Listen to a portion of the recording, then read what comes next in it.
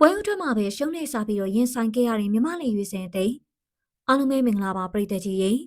ဒီကနေ့ဇွန်လ25ရက်နေ့ညနေပိုင်းမှာတော့မြမဘောလုံးပရိသတ်တွေရှင်ခုန်ဆောင်စားခဲ့ကြရတဲ့အာဆီယံဟွန်တန်ကပ်2026ဘောလုံးပြိုင်ပွဲကြီးတရားဝင်စတင်သွားခဲ့ပြီပဲဖြစ်ပါတယ်။အုပ်စု B ရဲ့ဖွင့်ပွဲစဉ်အဖြစ်ရန်ကုန်မြို့သူဝနအားကစားကွင်းကြီးထဲမှာအင်းရှိန်မြမလေးရွေးစင်အသင်းနဲ့မလေးရှားလေးရွေးစင်အသင်းတို့ရှင်ပြိုင်ကစားခဲ့ကြပါတယ်။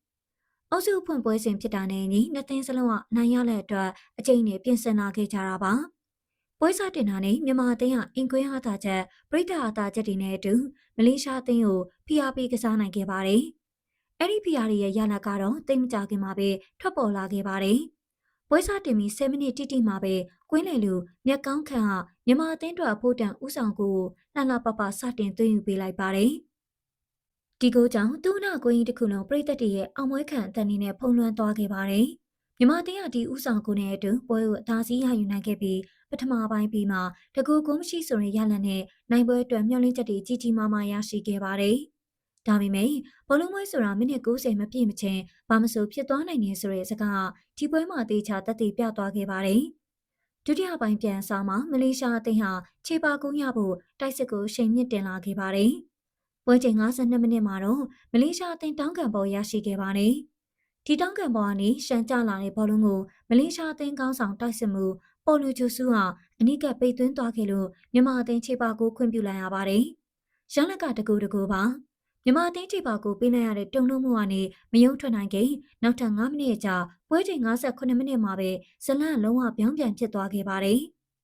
မြန်မာအသင်းပက်နတီပြစ်ဒဏ်ပေါ်ပေးလိုက်ရပြီးအဲ့ဒီပက်နတီကိုလည်းပေါ်လူဂျိုဆူကပဲအမှားယွင်းမရှိသွင်းယူခဲ့ပါတယ်။9မိနစ်အတွင်းမှာစက်တိုက်ပေးလိုက်ရတဲ့ဒီနှစ်ကူကြောင့်မြန်မာအသင်းကဥဆောင်သူနေရာကနေနောက်ကလိုက်ရတဲ့အနေထောင်ရောက်ရှိသွားခဲ့ပါတယ်။ဒုတိယကိုပေးလိုက်ရပြီးတဲ့နောက်မှာတော့မြန်မာအသင်းကခြေပါကိုပြန်လည်ရရှိဖို့အစွမ်းကုန်ကြိုးစားခဲ့ပါတယ်။ကစားကွက်ပြောင်းလဲတွေလုပ်ပြီးမလေးရှားဘက်ကိုဖိအားပေးခဲ့ပြီးမှလည်းတိုက်စစ်ပိုင်းရဲ့အဆုံးသတ်အားနည်းမှုတွေကြောင့်ဂိုးဖြစ်ပြောင်းလဲနိုင်ခြင်းမရှိခဲ့ပါဘူး။နောက်ဆုံးခရမုတ်ချိန်မှာတော့မြန်မာအသင်းဟာပထမပိုင်းမှာဥဆောင်ကိုရရှိခဲ့ပေမဲ့ဒုတိယပိုင်းမှာ2ဂိုးဆိုတဲ့ရလဒ်နဲ့မလေးရှားအသင်းကိုနှမျောပွဲရှုံးနိမ့်သွားခဲ့ရပြီးဖြစ်ပါတယ်။အဖွင့်ပွဲစဉ်မှာအရင်နှင်းခဲ့ပေမဲ့မြန်မာအသင်းအတွက်ပြန်မှုရပြီးဆုံးသွားတာမဟုတ်သေးပါဘူး။အုပ်စုတွင်ရှင်ပြိုင်မဲ့ပွဲစဉ်3ပွဲကျန်ရှိနေပါသေးတယ်။ရှေ့လာမယ့်ပွဲစဉ်တွေအနေနဲ့ဇူလိုင်လ28ရက်နေ့မှာဖိလစ်ပိုင်အသင်းနဲ့ဝေးကွင်းပွဲစဉ်၊ဩဂတ်စ်လ4ရက်နေ့မှာလာအိုအသင်းကိုအိမ်ရှင်ဖြစ်လက်ခံကစားမယ့်ပွဲစဉ်၊ဩဂတ်စ်လ10ရက်နေ့မှာထိုင်းအသင်းနဲ့ဝေးကွင်းပွဲစဉ်တွေကိုဆက်လက်ရှင်ပြိုင်သွားရမှာဖြစ်ပါတယ်။မြန်မာလိယူစင်အသင်းအနေနဲ့ဒီကနေ့ပွဲကအားနည်းချက်တွေကိုပြင်ဆင်ပြီးလာမယ့်ပွဲစဉ်ဒီမှာရလက်ကောင်းတွေပြန်လည်ယူဆောင်လာနိုင်မလားဆိုတာကိုတော့ကျမတို့ပြည်သက်တွေအနေနဲ့ဆက်လက်စောင့်ကြည့်အားပေးသွားရမှာပဲဖြစ်ပါတယ်ရှင်။